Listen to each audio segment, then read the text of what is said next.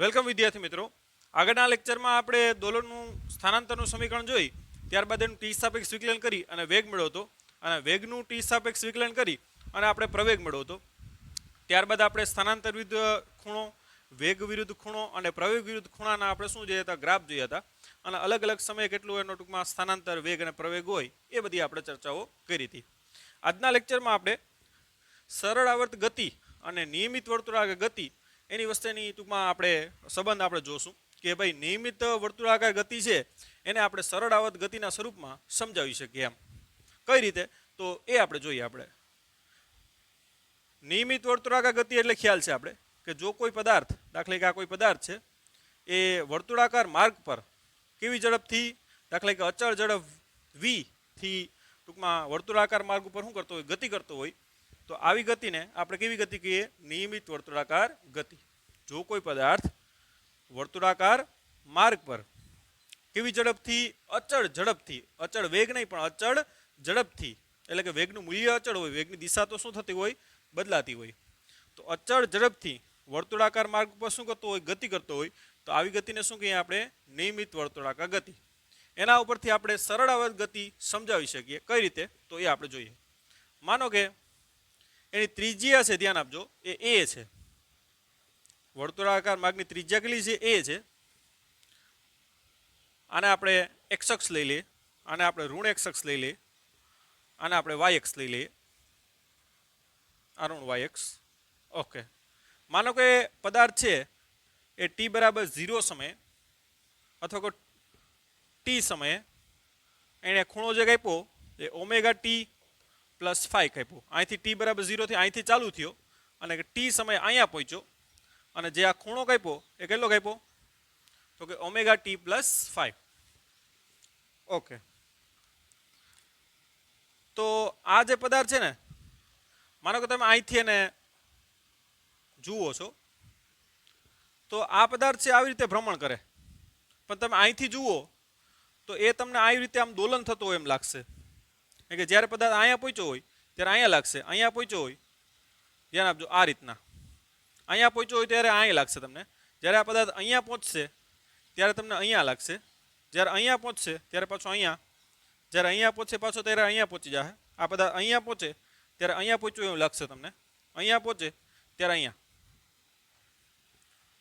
તો આવી રીતે આ પદાર્થ છે એ તમે અહીંથી જોવો ને, ભલે અહીંથી આમ જોવો, તો અહીંથી તમે આ રીતે જુઓ તો વર્તુળાકાર માર્ગમાં ગતિ કરતો એવું લાગશે, પણ આ રીતે અહીંથી સાઈડમાંથી તમે જુઓ તો આમ ભ્રમણ કરે છે, પરંતુ વાસ્તવમાં તમને આમ આવી રીતે દોલન થાય ને એવું લાગશે.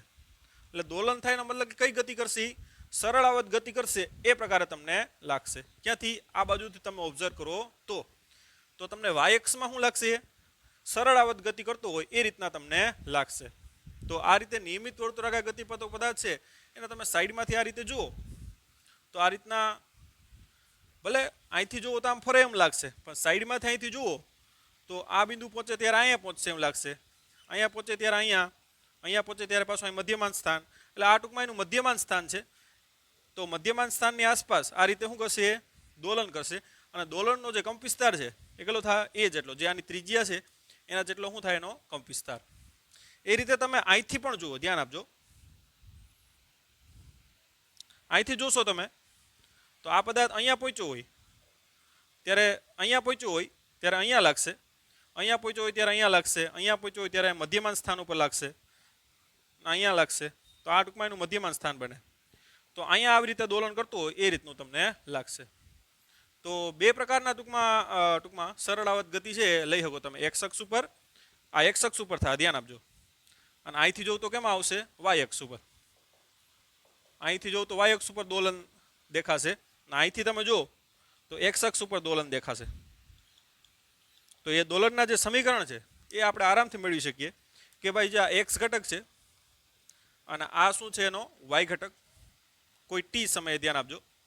તો આ જે એક્સ ઘટક છે આપણે શું લખી શકીએ, તો કે એક્સ બરાબર, ટૂંકમાં એનું સ્થાન એમ બરાબર, એક્સ બરાબર શું લખીએ, તો કે એ નજીકનો ઘટક ખબર છે ને, આ એ હોય તો આ કેટલું થાય, એ કોસ, ખૂણો કેટલો છે, ઓમેગા ટી પ્લસ 5.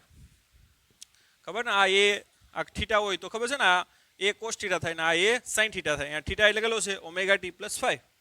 એટલે આ ઘટક નજીકનો ઘટક છે એ કેટલો થાય a cos omega t plus 5 અને જે y ઘટક છે આપણે ખ્યાલ છે એ કેટલો થાય તો કે a sin omega t plus 5 તો હવે તમે અહીં જોઈ શકો કે x અક્ષ ઉપર અને y અક્ષ ઉપર ટૂંકમાં આ રીતના ટૂંકમાં દોલન થશે જે દોલનનું સમીકરણ છે એ જ પ્રકારનું સમીકરણ આનું મળે છે એનો મતલબ કે નિયમિત વર્તુળાકાર ગતિ છે એમાં બે પ્રકારની સરળાવત ગતિ વિચારી શકો સાઈડમાંથી જો આ સાઈડમાં જો તો y અક્ષ ઉપર દોલન થાય જે દોલનનું સમીકરણ જેવું જ મળ્યું આપણે અને અહીંથી જો તો x ઉપર થાય જે પણ દોલનના સમીકરણ જેવું છે તો આ આપણું મળી ગયું સ્થાનાંતર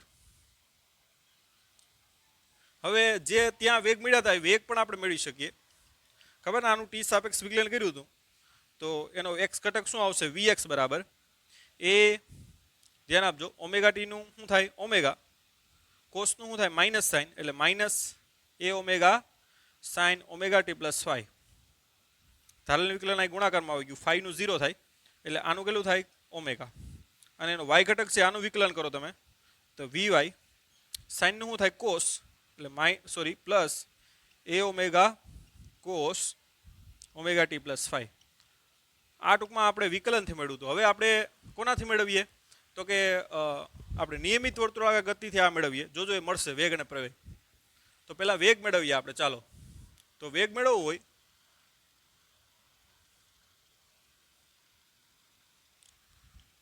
તો આ આકૃતિમાં આપણે વેગ મેળવી લઈએ એવું કોઈ છે નહીં હવે જો ચાલો આકૃતિ દોરીએ નો પ્રોબ્લેમ અલગથી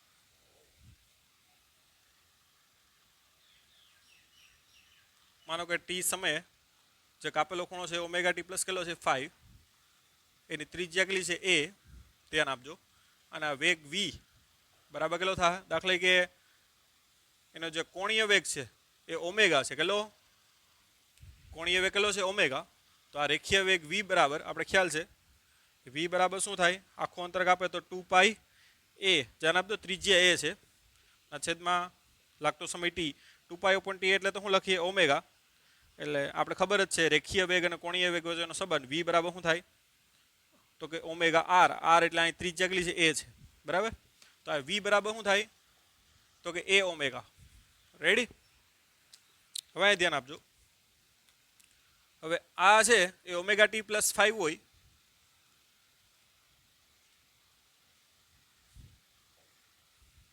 આ ઋણ x અક્ષ થાય બરાબર અને આ શું થાય ધન y અક્ષ અહીંયા આ રીતે અક્ષો વિચારી શકાય એના આ વેગ એના બે ઘટક થાય પણ ખૂણો ખબર હોવી જોઈએ તો આ ખૂણો ઓમેગા ટી પ્લસ 5 હોય તો આ ખૂણો પણ કેટલો થાય ઓમેગા ટી પ્લસ 5 કેમ કે અંતઃકોણ કેવો હોય સેમ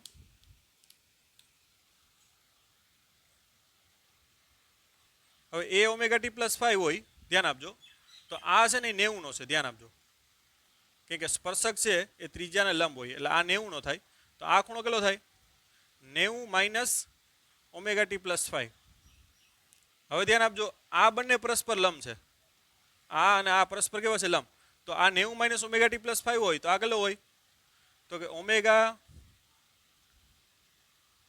આગલો ખૂણો હશે તો કે ઓમેગા ટી પ્લસ 5 હશે બરાબર તો આ જે ખૂણો છે એ કેટલો હશે ઓમેગા ટી પ્લસ 5 તો એના બે ઘટક થાય આ x ઘટક અને આ y ઘટક તો નજીકનો શું થાય તો કે vy બરાબર આ ઘટક કયો થાય ધ્યાન આપજો આ ખૂણો ઓમેગા ટી પ્લસ 5 છે અને આ a ઓમેગા છે તો vy કેટલો થાય તો કે a omega cos omega t plus 5 અને એનો જે વેગનો x ઘટક છે ધ્યાન આપજો આ એનો x ઘટક છે પણ કઈ તરફ છે ધ્યાન આપજો ખાસ ઋણ x અક્ષ તરફ છે એટલે માઇનસ લખશું શા માટે કે આ કઈ તરફ છે ઋણ x અક્ષ તરફ છે કેટલો થાય તો કે a omega sine omega t plus 5 ખાસ ધ્યાન આપજો આ v છે આ ખૂણો કેટલો થયો જો આ અંતઃકોણ કેવો હોય સેમ હોય એટલે આ 90 માઇનસ ઓમેગા ટી પ્લસ 5 હોય તો આ કેટલો હોય તો કે ઓમેગા ટી પ્લસ 5 કેમ કે આ ખૂણો ટોટલ કેટલો છે 90 નો છે જા તો જ 90 થાય ને કેમ કે આ બેનો સરવાળો કર્યો તો 90 થઈ જાય કેમ કે 90 માઇનસ ઓમેગા ટી પ્લસ 5 વત્તા ઓમેગા ટી પ્લસ 5 એટલે બે ઉડી જાય એટલે કેટલું થાય 90 એટલે જો આ 90 માઇનસ ઓમેગા ટી પ્લસ 5 હોય તો આ કેટલો હોય ઓમેગા ટી પ્લસ 5. એટલે આ ખૂણો ઓમેગા ટી પ્લસ 5 હોય ને તો આ ખૂણો પણ કેટલો થાય ઓમેગા ટી પ્લસ 5. એટલે વેગના આ કેટલા ઘટક થાય? બે ઘટક. આ નજીકનો કોસ થાય અને આ કેટલો થાય? સાઇન થાય. આ નજીકનો કોસ એટલે કઈ અક્ષ છે? વાય અક્ષ. એટલે A omega cos omega t plus 5 અને આ એક્સ અક્ષમાં શું આવશે? તો કે સાઇન ઓમેગા ટી પ્લસ 5. અને એ તમે અહીં જોઈ પણ શકો આ સેમ મળે જ છે. સાઇન વાળું પદમાં માઇનસ આવે છે, કોસ વાળું પદ આ પ્લસ આવે છે. તો આ રીતે ટૂંકમાં નિયમિત વર્તુળાકાર ગતિ ઉપરથી પણ દોલનના શું મેળવી શકાય? વેગ અને સ્થાનાંતર અને વેગ. હવે આપણે પ્રવેગ મેળવશું. જો પ્રવેગ અહીંથી મેળવવું હોય તો વિકલન કરીને પણ તમે મેળવી શકો. આનું વિકલન કરો ટી સાપેક્ષ તો એનો એ વાય ઘટક કેટલો આવશે? તો કે કોસનું થાય માઇનસ સાઇન એટલે એ ઓમેગા. હવે ધ્યાન આપજો ઓમેગા ટીનું શું થાય? ઓમેગા. એટલે અહીં ઓમેગા ગુણ્યા ઓમેગા એટલે શું આવશે? Omega square into sine omega t plus 5. અને એનો એક્સ ઘટક શું આવશે?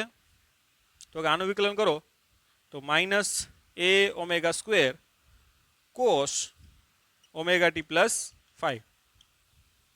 તો આ રીતે એના ટૂંકમાં પ્રવેગ મળશે. પ્રવેગ બંને ટૂંકમાં માઇનસ આવે તો આપણે એ પણ આપણે ચેક કરી લઈએ. પ્રવેગ આપણે મેળવીએ. પહેલાં સ્થાનાંતર અને વેગ લખી લ્યો, ત્યારબાદ હવે પ્રવેગ મેળવીએ.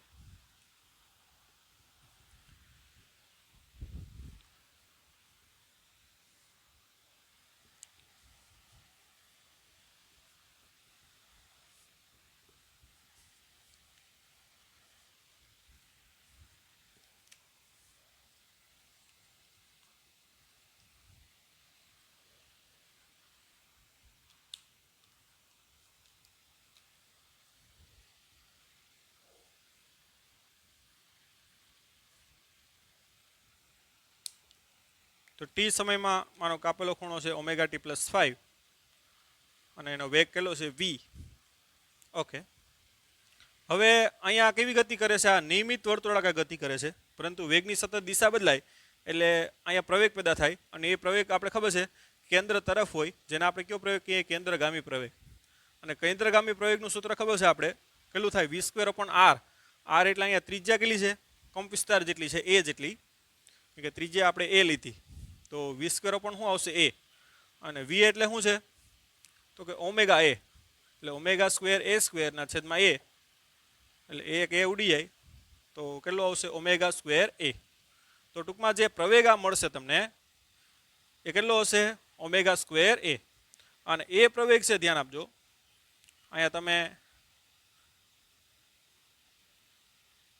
ખાસ ધ્યાન આપજો. આ એક્સ અક્ષ લઈ લઈએ, ઋણ એક્સ અક્ષ. આ શું થાય? ઋણ વાય અક્ષ થાય. બરાબર. તો આ ખૂણો ઓમેગા ટી પ્લસ 5 હોય તો આ ખૂણો પણ કેટલો થાય? Omega t plus 5. તો હવે તમે ટૂંકમાં પ્રવેગના ઘટક લઈ શકો, કેમ કે આ પ્રવેગ છે એ એસી એ આપણી પાસે છે જ ઓમેગા સ્ક્વેર એ. તો આ છે એ કેટલું છે? ધ્યાન આપજો, ઓમેગા સ્ક્વેર એ છે. એના બે ઘટક, આ નજીકનો ઘટક કોસ એટલે આપણે જે પ્રવેગનો એક્સ ઘટક લખવું હોય એ ઋણ એક્સ અક્ષ તરફ છે. ધ્યાન આપજો. એટલે શું આગળ આવશે? માઇનસ. શું આવશે? તો કે ઓમેગા સ્ક્વેર એ. આ નજીકનો ઘટક કોસ થાય એટલે કોસ ખૂણો કેટલો છે? Omega t plus 5. અને આ વાય ઘટક ધ્યાન આપજો, ઋણ વાય એક્સ તરફ છે એટલે એ વાય બરાબર ઋણ વાય એક્સ તરફ છે એટલે માઇનસ લખો. એ કેટલો થાય? Omega square A into sine omega t plus 5. જો તમે ટૂંકમાં વિકલનથી મેળવા જા એ જ અહીં ટૂંકમાં મળે છે, તમે જોઈ શકો. બરાબર.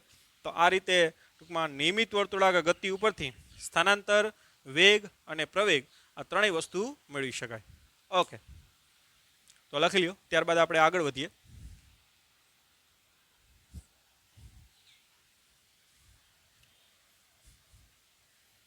હવે ટાઇટલ લખજો, સરળ આવર્ત ગતિ માટે બળનો નિયમ.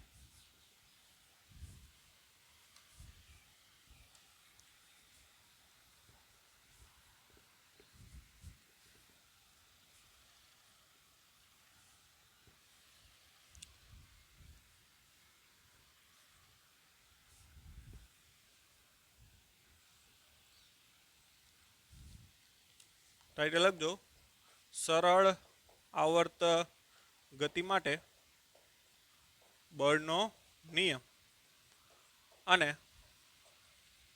આવર્તકાળ. સરળ આવર્ત ગતિ માટે બળનો નિયમ અને આવર્તકાળ. સરળ આવર્ત ગતિ કરતી હોય ત્યારે આવર્તકાળનું સૂત્ર આપણે મેળવવું હોય તો કઈ રીતે મળે? સરળ આવર્ત ગતિનું કોઈ ઉદાહરણ લઈ લઈએ આપણે. માનો કે આ કોઈ સ્પ્રિંગ છે, એને નીચે આપણે આ કોઈ બ્લોક બાંધીએ આપણે, આ ટૂંકમાં મધ્યમાન સ્થાન છે, એને ખેંચી અને મૂકી દો તો આવી રીતે શું કરશે? સરળ આવર્ત ગતિ કરશે. માનો કે તમે એને F જેટલું બળ લગાડ્યું તો સામે શું લાગશે? પુનઃસ્થાપક બળ. અને x જેટલી સ્પ્રિંગને ખેંચી છે, કેટલી? તો આ જે બળ લાગશે સામે એ કેટલું લાગશે? -kx એટલું, કેમ કે x એટલી ખેંચો તમે સ્પ્રિંગને તો કેટલું બળ લાગશે? -kx એટલું બળ લાગશે.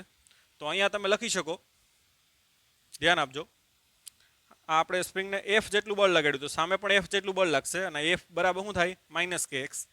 એટલે અહીં લખી શકો તમે F બરાબર શું લખી શકો? -kx. અને આપણે ખબર છે કે F બરાબર શું લખાય? ન્યૂટનની ગતિનો બીજો નિયમ કે F બરાબર શું લખાય? ma.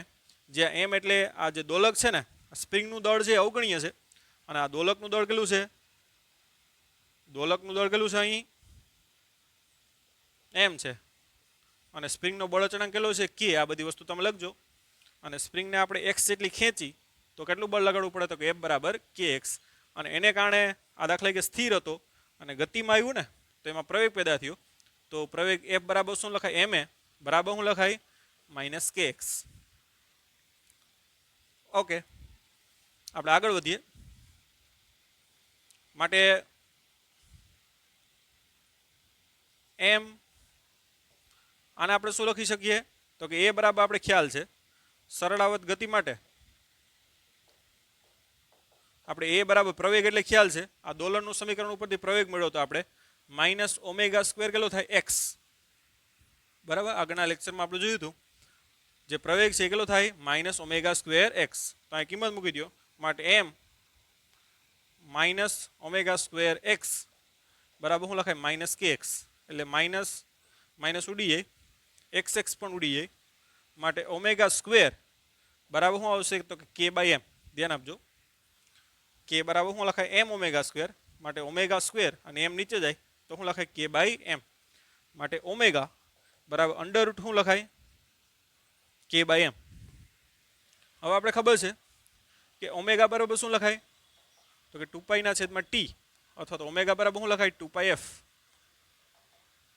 ω બરાબર શું લખાય? 2πf બરાબર અંડર રૂટ શું આવશે? k/m. માટે f બરાબર 1/2π અંડર રૂટ k/m. આ સૂકમાં એનું શું આવી ગઈ? આવૃત્તિ.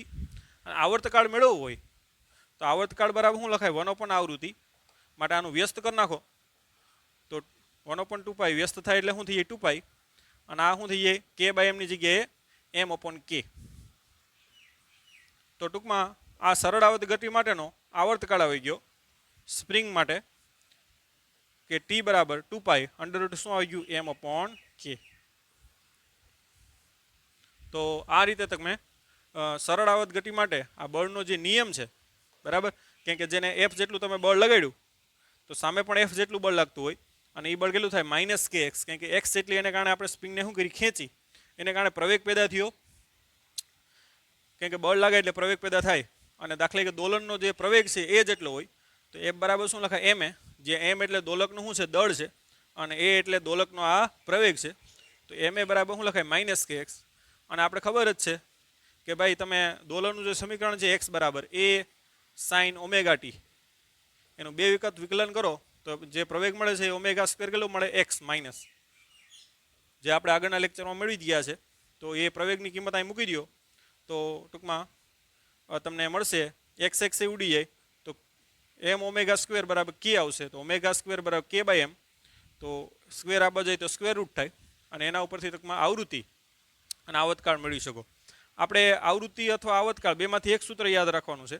તમે આવર્તકાળનું સૂત્ર યાદ રાખો તો વધારે બેટર રહી કે ભાઈ આવર્તકાળ છે t બરાબર 2π અંડર રૂટ m શું થાય? k. જે m એટલે શું છે? તો કે દોલકનું દળ છે. અને k એટલે શું છે? તો કે સ્પ્રિંગનો બળ અચળાંક. ઓકે, તો આ રીતે સૂત્ર યાદ રાખજો. આ સૂત્ર આપણે કામનું છે. આગળ પણ ટૂંકમાં 12મા ધોરણમાં પણ અલગ અલગ જગ્યાએ આ સૂત્ર આપણા માટે કામનું છે કે જે સરળ આવત ગતિ છે એનો જે આવતકાળ છે એ કેટલો થાય તો કે ટી બરાબર 2 પાઈ √m/k બરાબર. તો આ સૂત્ર આવૃત્તિની જગ્યાએ આ સૂત્ર યાદ રાખો, બાકી આવૃત્તિ અને આવર્તકાળ બંનેના સૂત્ર યાદ રાખવા જશો તો ટૂંકમાં ભૂલ પડશે એમાં. એટલે આવર્તકાળનું સૂત્ર તમે યાદ રાખો. ઓકે, લખી લ્યો. હવે અહીંયા ધ્યાન આપજો, અહીંયા જે કે આવે છે એ કે કેટલો આવે છે m⍵². એને આપણે આગળ જરૂર પડશે કે એની વેલ્યુ કેટલી થાય m⍵². m બરાબર શું આવશે m⍵² બરાબર k. એટલે k ની કિંમત કેટલી આવે m⍵², જે આપણે હવે નેક્સ્ટ ટોપિકમાં કામ એ યુઝ કરવાની છે. તો નોર્મલી આ વસ્તુ યાદ પણ આપણે રાખવાની છે કે સ્પ્રિંગનો બળ અચળાંક k બરાબર શું લખી શકાય m⍵², જ્યાં m એટલે દોલકનું દળ છે, ⍵² એટલે શું છે એની કોણીય આવૃત્તિ. ઓકે,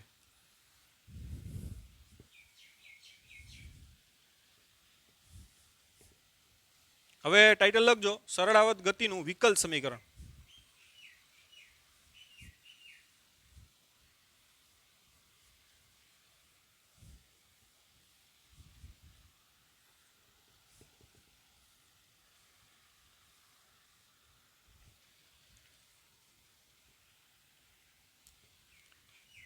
સરળ આવર્ત ગતિનું દ્વિતીય ક્રમનું પણ લખી શકો અથવા તો એમ લખી શકો વિકલ સમીકરણ. આપણે ખ્યાલ છે ભાઈ કે આ કોઈ સ્પ્રિંગ છે, જો આ રીતે સ્પ્રિંગ હોય ને આ રીતે સ્પ્રિંગ હોય તો ગમે એમાં એક જ થાય, બે એક જ. આડી સ્પ્રિંગ રાખો કે ઊભી રાખો,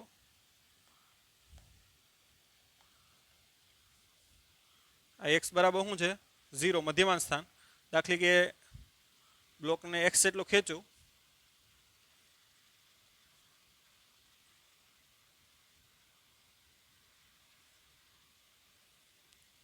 તો આપણે બળ લગાડ્યું, સામે પુનઃસ્થાપક બળ પેદા થાય અને x જેટલું ખેંચો તો માને સામે કેટલું બળ પેદા થાય તો F બરાબર -kx બરાબર.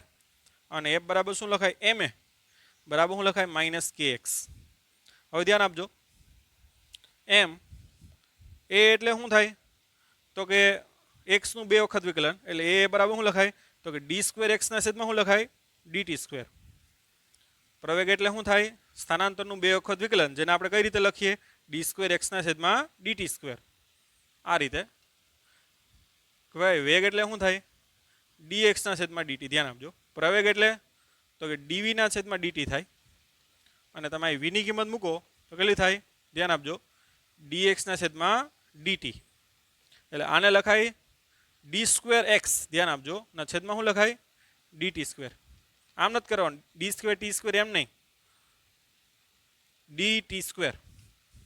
તો પ્રવેગ એટલે આ રીતે આમ લખાય સ્થાનાંતરનું 2 વખત વિકલન, જેને આપણે આમ પણ લખીએ છીએ x double dot. x double ડોટનો મતલબ શું થાય કે સ્થાનનું 2 વખત વિકલન એટલે તમને શું આપે પ્રવેગ આપે, જેને સિમ્બોલિક રીતે આ રીતે પણ લખાય અને આ રીતે પણ લખાય. તો એ પણ અત્યારે નોટ કરવાનું છે. આને x ડોટ લખાય ખાલી આમ, એનો મતલબ કે સ્થાનનું 1 વખત વિકલન થયું તો તમને શું મળે વેગ, અને 2 વખત વિકલન કરો તો શું મળે આ રીતે પ્રવેગ, જેને આ રીતે પણ લખાય પ્રવેગ dvo પણ dt પર લખાય અથવા તો x ના સ્વરૂપમાં શું લખાય d² x ના છેદમાં dt². તો આ વસ્તુ સિમ્બોલિક છે એ આપણે નોટ કરવાની છે. તો a બરાબર શું લખાય તો કે d² x ના છેદમાં dt² બરાબર શું લખાય -kx. હવે આ k ની કિંમત આપણે ખબર છે, k એટલે શું લખાય m⍵². એટલે આ k ની કિંમત મૂકી દઉં, માટે m d² x ના છેદમાં dt² બરાબર -m⍵²x. k ની કિંમત આપણે મૂકી દીધી m⍵², માટે m કેન્સલ થઈ જાય તો d² x ના છેદમાં dt². આ બાજુ આવે તો પ્લસ થઈ જાય ⍵²x બરાબર શું થાય 0. તો આ જે સમીકરણ મળ્યું તમને એ સમીકરણ એ શું છે સરળ આવર્ત ગતિનું શું કહેવાય સરળ આવર્ત ગતિનું દ્વિતીય ક્રમનું પણ બોલાય, કેમ કે x નું 2 વખત વિકલન છે એટલે દ્વિતીય ક્રમનું શું બોલાય વિકલ સમીકરણ. વિકલનના સ્વરૂપમાં છે ને એટલે શું બોલાય વિકલ સમીકરણ કહે છે.